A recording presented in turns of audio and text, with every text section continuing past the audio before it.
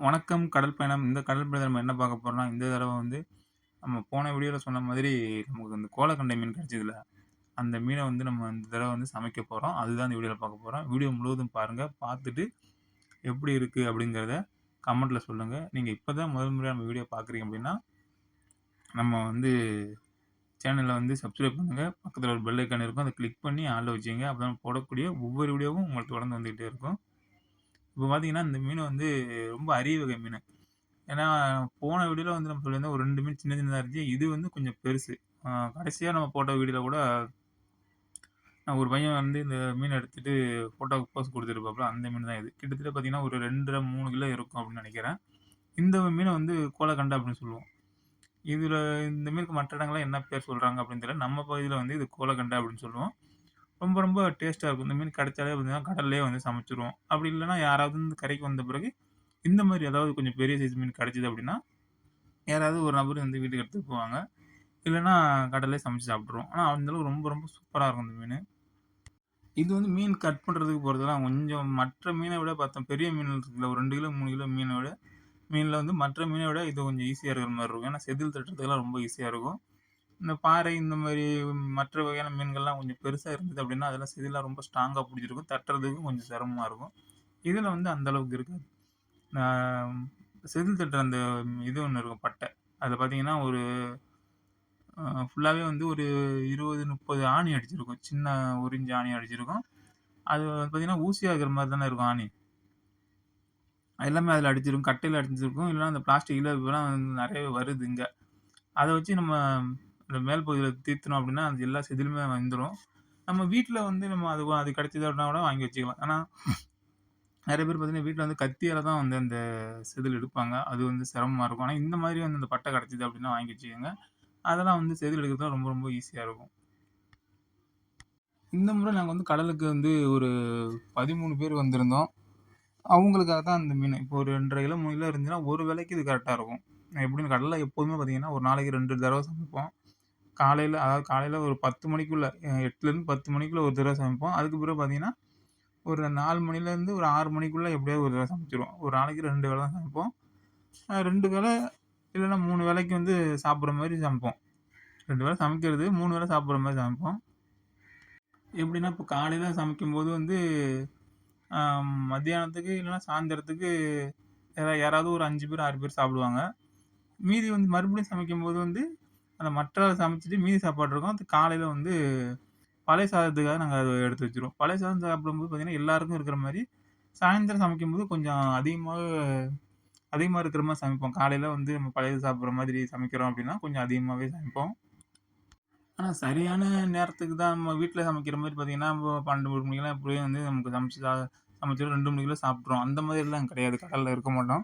Time கிடைக்கும்போது கிடைக்கிற டைம்ல வந்து சமைச்சுப்போம். எப்படின்னா, காலையில சில நேரங்கள்ல பார்த்தீங்கன்னா, காலையில ஒரு 7 மணிக்கெல்லாம் சமைச்சு முடிச்சுருவோம். சில நேரங்கள்ல பார்த்தீங்கன்னா, 11 மணி, 12 மணி கூட ஆயிடும்.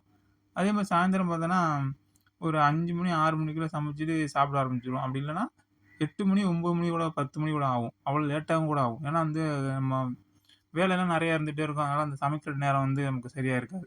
அதுவும் இல்லாம, எப்போ வந்து நமக்கு அந்த பசிக்கிற மாதிரி அந்த பசிக்கிற டைம் வருதோ, அப்பதான் வந்து சமைக்கிறதுக்கே வந்து ஆள் போவாங்க. அதுவும் இல்லாம நம்ம மற்ற நேரங்கள்லாம் பார்த்தோம் அப்டின்னா, சில நேரங்கள்ல பசிக்குது அப்டின்னா, தீனியெல்லாம் வாங்கி வச்சிருப்போம். பன்னு, கேக்கு இது மாதிரி வந்து நெறைய ஒரு ஒரு வாரமும் நம்ம கடலுக்கு போம்போது, அதுக்கு தேவையான ஸ்டோர் ஜாமான்லாம் நம்ம வாங்கி தான் எடுத்துட்டு போவோம். அதில வந்து தீனியும் கொஞ்சம் வாங்கிட்டு போவோம். பசிக்கும்போது வந்து அந்த தீனி எடுத்து சாப்ட்டுருவோம். அது மாரி காலையில இல்லன்னா வந்து சாயந்தரம் ஒரு 6 மணி, 7 மணி அந்த மாரி டைம்ல பார்த்தீங்கன்னா, டீ, காஃபி அது மாரி போட்டு பிஸ்கட்டு, பன்னு அது மாரி சாப்ட்டுட்டு சரி பண்ணிப்போம். ஆனா சமைக்கணுங்கும்போது வந்து வேளா வேளைக்கு நம்ம சமைக்க முடியாது. கடல்ல மட்டும். மீன் வந்து ஃபர்ஸ்ட்டு பார்க்கும்போது எவ்வளோ பெரிய மீனா இருக்கிற மாரி இருந்துச்சு. வெட்டுன பிறகு பார்த்தீங்கன்னா, அவ்வளோ கம்மியா இருக்கு. ஆனா மொத்தத்துக்கு பார்த்தீங்க அப்டின்னா, ஒரு 2 1/2 கிலோ இருக்கும். 2 1/2, 3 கிலோக்குள்ள இவ்வளோ மீன்களும் அந்த மொத்த மீன்களும் இருக்கும். எல்லா மீனும் கட் பண்ணியாச்சு.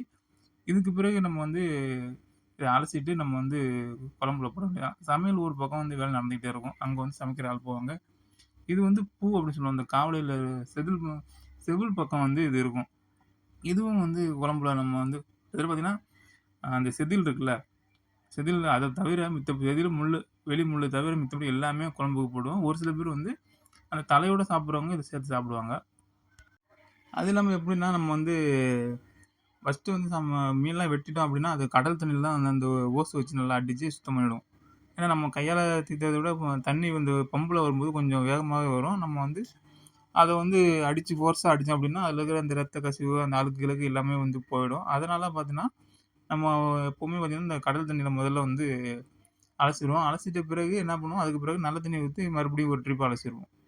அதுக்கு பிறகு தான் நம்ம வந்து சமைக்கிறதுக்கு பயன்படுத்துவோம். ஏன்னா எல்லாத்துக்குமே வந்து நல்ல தண்ணீ நம்ம வந்து பயன்படுத்தணும் அப்படின்னா, நமக்கு வந்து நல்ல தண்ணீ வந்து இருக்காது. ஏன்னா ஒரு நம்ம 3 நாள், 4 நாள் இல்ல சமயத்தில 5 நாள் கூட கடல்ல இருப்போம். அப்படி இருக்கும்போது வந்து பார்த்தீங்கன்னா, தண்ணீ வந்து பத்தாம போயிடும். அதுக்காக பார்த்தீங்கன்னா, எப்பவுமே கடல் தண்ணீல வந்து நம்ம ஃபர்ஸ்ட்டு அலசிட்டு, அதுக்கு பிறகு தான் வந்து நல்ல தண்ணீல அலசுவோம்.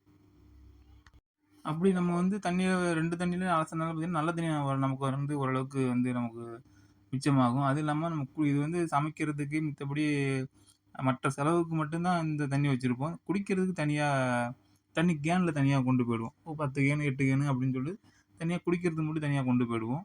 மற்ற செலவுகளுக்கு எல்லாமே பார்த்தீங்கன்னா, அந்த தண்ணீய வந்து டேங்க் தண்ணீய வச்சு நாங்க வந்து பயன்படுத்திப்போம். சமைக்கிறதுலயே வந்து ரொம்ப சவாலான என்னதுன்னா, அந்த பானையில இருக்கிற சாப்பாடு வந்து கீழ கொட்டாம வந்து அத வடிக்கணும். அது இல்லாம சமைக்கும்போது அந்த பானை சாயாத அளவுக்கு நம்ம அது பத்திரமா பக்கத்திலேயே உட்காந்து ஒரு ஆள் புடிச்சுக்கிட்டே இருக்கணும். ஏன்னா, அந்த காத்து கடல்ல கொஞ்சம் சீற்றமா இருந்தா பார்த்தீங்கன்னா, பானையோட சேர்த்து ஸ்டவ்வுமே இந்த பக்கம், அந்த பக்கம் சரை சரைட்டு போய் விழுவும். அவ்வளோ வேகமாலாம் கீழ விழுந்து எல்லாம் வேஸ்ட்டா போயிடும் சில நேரங்கள்ல. இது வந்து நம்ம வந்து நெறைய படகுல வந்து இப்படி தான் வந்து அந்த சாப்பாடு பானைகள்லேருந்து சாப்பாடு தண்ணீய வந்து வடிகட்டுறோம்ல, இப்படி தான் வந்து நம்ம வடிகட்டுவோம். அந்த கயிறுல வந்து 4, 5 பக்கம் பார்த்தீங்கன்னா, முடிய முடியா போட்டு, சின்ன ஹோல் மாரி அதில இருக்கும். அதுக்குள்ள வந்து நம்ம என்ன பண்ணுவோம்னா, அந்த நூல வந்து உள்ள போக்கி போக்கி எடுத்து, ஸ்டார் மாரி இழுத்து சுத்திலும் கட்டிடுவோம். கட்டிட்டு அப்படி மெதுவா பானைய சாய்ச்சு, அதுக்கப்புறம் பானைய கவுத்து போட்டுருவோம். அது ஒரு மூலையில கவுத்து போட்டோம் அப்படின்னா, தண்ணி எல்லாம் எல்லாம் வடிஞ்சு, ஃபுல்லா ட்ரை ஆயிடும்.